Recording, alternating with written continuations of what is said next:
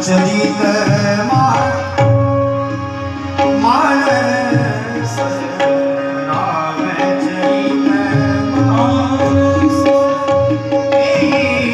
मानस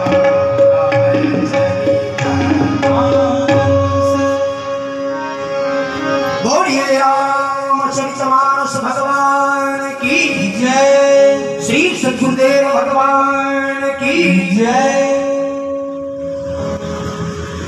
कुछ गुरुदेव की पावन उपस्थिति हम सबके लिए बड़ा ही कल्याणकारक। मैं गुरुदेव के चरणों में सादर व्यासपीठ से प्रणाम निवेदन करता हूँ। अब आए हम लोग उसी कड़ी में। तो मैं ये बात निवेदन कर रहा था कि श्रीमद कलि पावना अवतार गोस्वामी तुलसीदास जी ने भगवान शिव के पुनः आज्ञानुसार और काशी से श्रीधाम अयोध्यापुरी आए और जो रामावतार का सुविषय योग था, अभिजित मुहूर्त, पुनर्वसु नक्षत्र, सुकर्मा योग, सबका जब संयोग बना तो जैसे सबके सुंदर योग में हमारे प्रभु श्री राघव का प्राकट्य हुआ श्रीधाम अयोध्यापुरी में, वही सबका संयोग जुटने पर फिर बाबा तुलसी के लेखनी से ये भगवान का ग्रंथा होता है। हमारे श्रीधाम अयोध्यापुरी वाले साकेतवासी प्रातः स्मरणीय श्री कृपा शंकर आचार्य, कोई अगर उनके सामने कहता कि रामचरितमानस की जय तो बड़े डांट फटकार लगा। क्या कहूं बोले, ऐसा बोलो श्री रामचरितमानस भगवान की जय। ये ग्रंथ नहीं, स्वयं श्री रघुनाथ जी इस रूप में हम सबको दर्शन देंगे। तो 7 मंत्रों के कई भाव बाबा तुलसी यहाँ रखते हैं। मानो भगवान का वह 7वां जो अवतार है, 24 विभिन्न अवतारों में एक यह भी भाव है कि मानो 7 मंत्रों के माध्यम से बाबा तुलसी जो यह 7 सोपानों की व्यवस्था है, ये एकक सोपान का प्रतिनिधित्व करता है। एकक मंत्र कई भाव हैं। अब चूंकि नवाब पारायण की कथा है तो बहुत विस्तार से मैं व्याख्या न करूंगा और आज थोड़ा विलंब से, आज हम लोग को 120 दोहे की व्याख्या है। बाल कांड के 120 दोहे पर आज कथा विश्राम लीजिए। ये हर से कामार तब शंकर सहज सुजान। और कितना सुंदर बाबा तुलसी का चित्रण है। भगवान शिव कौन है? वंदे बोधमय नित्यम गुरुम शंकर रूपम। जब गोस्वामी जी लेखन कर रहे थे तो किसी ने बाबा तुलसी से प्रश्न किया, आप कह रहे हैं कि शंभु प्रसाद सुमति ही रामचरितमानस मेरे को प्रसाद के रूप में एक प्रसादात्मक ग्रंथ है।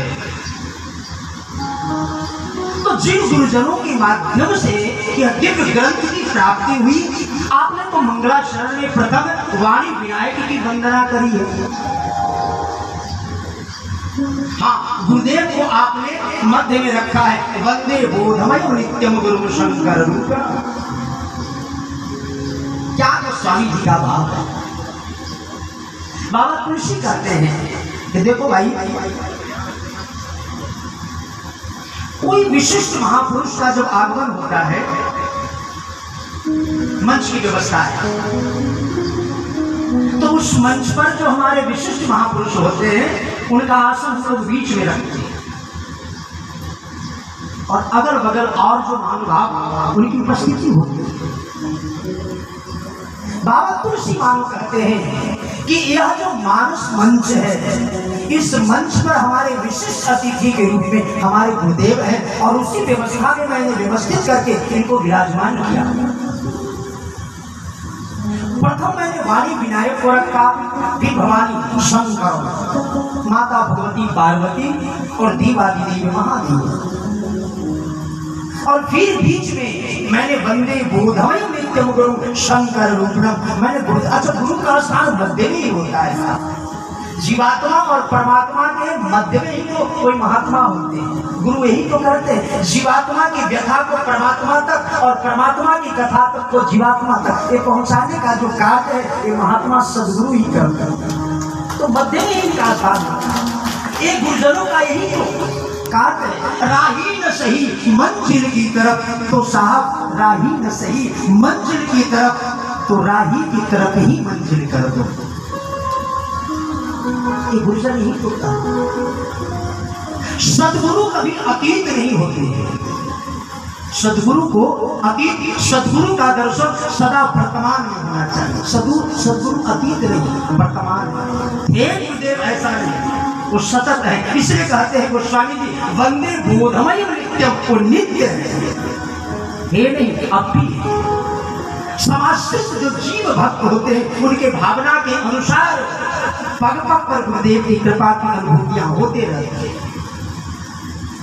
तो कई भाव यहाँ गोस्वामी जी लगे। एक तो यह भी भाग है बाबा तुलसी से लोगों ने पूछा कि आप सबको, आप ऊपर वाणी विनायक रखे, माता सरस्वती और गणेश जी को प्रथम मंत्र, फिर दूसरे मंत्र में आपने वाणी विनायक भगवान शिव और माता पार्वती को रखा, नीचे आपने श्री सीताराम गुणग्राम पुण्यारण विहारण, और फिर महर्षि वाल्मीकि और हनुमान जी को आपने रखा। सबको युगल युगल रूपों में आप दर्शन करते हुए सबको प्रणाम वंदना करते हैं। लेकिन जब आप गुरुदेव को स्मरण किया तो उनके साथ आपने किसी और को नहीं विराजमान किया। बाबा तुलसी कहते हैं कि मैंने संपूर्ण ब्रह्मांड में अपनी दृष्टि दौड़ाई, सबके सवर्ग परम प्रीति, समान वर्ग वाले से सबसे, लेकिन सबके समान गुण वाले मिल गए। जो गुरुवाणी में वो विनायक में मिल गया, जो भवानी में शंकर में मिल गया, जो सीता जी में राम जी में मिल गया, जो महर्षि वाल्मीकि में वो हनुमान जी में मिल गया। लेकिन यह गुरु इतना महान तत्व है कि जो सदगुरु में जो गुण होता है, विश्व में ऐसा गुण वाला और कोई व्यक्तित्व होता ही नहीं है। जो सदगुरु में गुण होता है वो संतुष्ट, वह गुण तो केवल गुरु में ही दर्शन होता है। ऐसे गुण वाले और समाज में विश्व में कहीं भी और दर्शनीय नहीं, इसलिए मैंने इनको स्वतंत्र रूप में वंदना करा। तो यहाँ 7 मंत्रों में बाबा तुलसी वंदना करने के बाद पंच सौठों के माध्यम से यहाँ पंचदेवों की वंदना करते, तदुपरांत 9 यहाँ जो प्रमुख चौपाई है। अच्छा, गोस्वामी जी से लोगों ने पूछा कि आपने रामचरितमानस में जहां जहां कोई महत्वपूर्ण बात आपका लेखन हुआ है वहां आपने 9 का सहारा लिया है, उस पर विशेष बल दिया। 9वीं तिथि मधुमास पीता, 9वीं भौम बार मधुमासा, और जब आप नाम वंदना कर रहे हैं तो नाम वंदना आप वहां 9 दोहों में कर रहे हैं, और यहाँ भी जब गुरुदेव को स्मरण कर रहे हैं तो 9 चौपाइयों में आप वंदना कर रहे हैं। क्या कारण?